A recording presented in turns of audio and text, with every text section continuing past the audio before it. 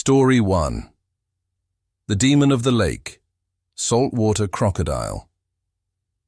I still remember the night I first heard them scream by the lake, a sound so hollow it felt like the air itself was being torn apart. Nobody in the village could explain it, not at first. For as long as I could remember, our small Ugandan village had lived under a shadow. 14 years of disappearances, always near the lake that shimmered black under the moonlight. People whispered of a demon that dragged victims beneath the water, a punishment from the spirits, a curse on the village. Mothers warned their children not to go near the shore after dusk. Men carried talismans, recited prayers, and yet the bodies kept vanishing. It wasn't until the elders organized a stakeout that the truth began to claw its way out of legend. It started slowly.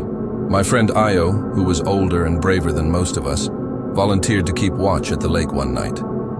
He said he would stay until dawn, armed with a torch and a spear, hoping to glimpse whatever was taking our neighbors. The night was heavy with humidity, and the smell of wet mud and rotting reeds clung to everything. I sat with him for hours, pretending to read, but mostly staring at the black, still water. At first, it was just noises, splashes that seemed too loud, shadows that twisted in impossible ways.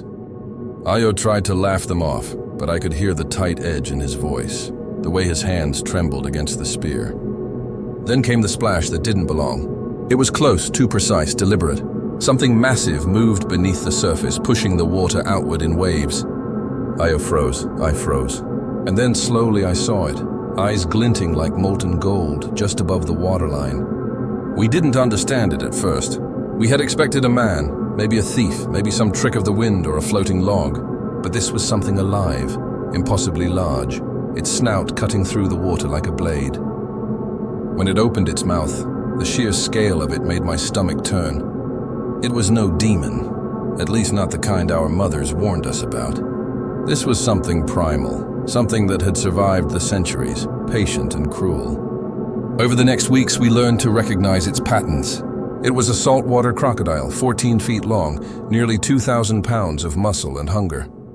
And it had been hunting us for years, using the legends to keep us ignorant, to mask the truth with fear and superstition. Every morning, villagers would whisper about the missing, and the lake would lie there, calm and unyielding, as if it had swallowed the screams along with the people. One evening I found myself walking along the edge of the lake, drawn by some foolish curiosity I couldn't explain. The water reflected the moonlight in silver streaks, and the reeds swayed as though whispering warnings. I paused when I felt the surface ripple beneath my feet. A branch? A fish? No. Something beneath me stirred, dragging the water in slow, deliberate arcs. My heart thudded, every instinct screaming at me to run, but my feet were rooted. And then I saw the shadows, the outline of its massive body lurking just beneath the water, following me silently. We tried everything, spears, nets, loud noises, but nothing deterred it. The villagers began avoiding the lake altogether. Even the children knew better than to wander near its edge. Some nights, you could hear the distant cries, muffled and brief, then silence. It was a sound that would linger in your mind, long after the night ended. The kind of sound that made you question your own safety in your own home. I still see it sometimes when I close my eyes. The way it moves through the water, slow but inexorable, eyes fixed on the surface, calculating. You don't hear it coming until it's too late, and even then, the noise it makes is just a final splash, a brief rupture of water, then nothing. Not a scream, not a struggle, just the oppressive silence afterward. The villagers eventually built a small watch post and tried to scare it away with fire and loud drums. For a while it disappeared, and we breathed easier, thinking maybe the worst was over. But the water never forgives. One night, we found fresh tracks in the mud, long, heavy, and unmistakable. Something had returned, and that's the thing. They say it's a demon, but demons don't leave tracks like a shadow in the mud, following your every step, waiting. I don't go near the lake anymore. I haven't for years. But sometimes, when the wind is just right and the moon casts silver ribbons over the water, I swear I see those golden eyes staring at me from the reeds, waiting, calculating, patient.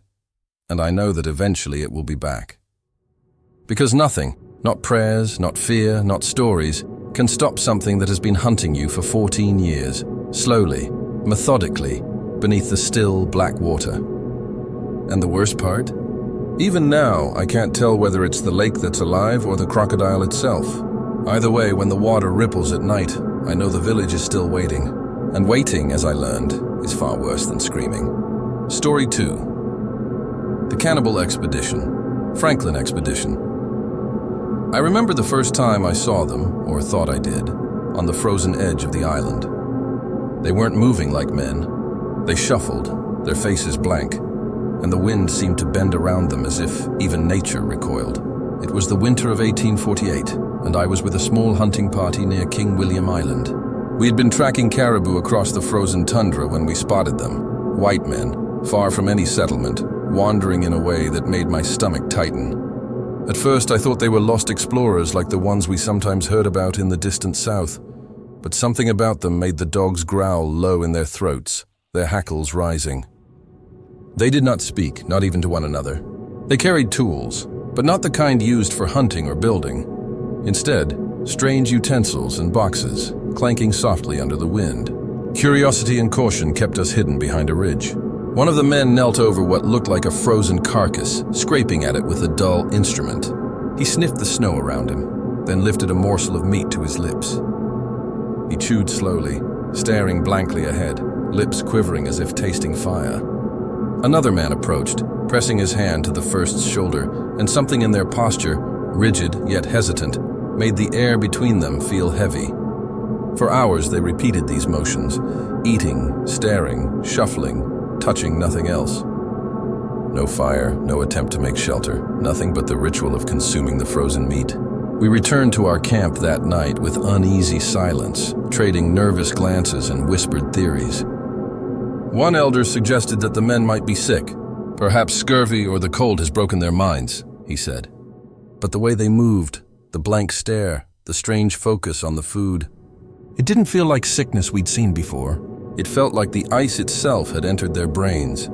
Days later, we saw them again, this time closer to the shoreline. Their sleds were abandoned, partially covered in snow, and their ships were nowhere in sight. Some of the men stumbled blindly, leaving footprints that led nowhere, disappearing over ridges as if swallowed by the ice. One of our hunters, braver, or perhaps more foolish, approached a tent that had been left behind. Inside were scattered journals, torn maps, and tins of preserved food stamped with the British insignia. Most of the labels were faded, but we noticed a strange metallic scent lingering in the fabric of the bags. Our elder sniffed one of the tins and recoiled. "Lead," he whispered. "Poison in the food. That is why they walk like ghosts." It was weeks later that we heard stories from other hunters and travelers who had ventured closer to the expedition's route. They spoke of skeletons found near the ice floes, some with strange jagged marks around the jaw and hands. Some of the bodies were missing entirely, leaving only footprints and the occasional sled behind. The survivors, a handful of emaciated men, were found wandering, rambling about hunger, storms, and voices from the snow. They spoke little of what had happened aboard their ships, but there were hints, glimpses of a descent into madness fueled by starvation, sickness, and the metallic bite of poisoned rations. From what we pieced together, the expedition had left England with hope and supplies, eager to chart the Northwest Passage. But something went horribly wrong. Lead-tainted food, tinned meat and water barrels lined with the metal, slowly infected their minds. They became irritable, suspicious, and increasingly detached from one another. Orders went ignored. Men abandoned their posts on the ships, leaving the vessels to drift into the frozen grip of the Arctic.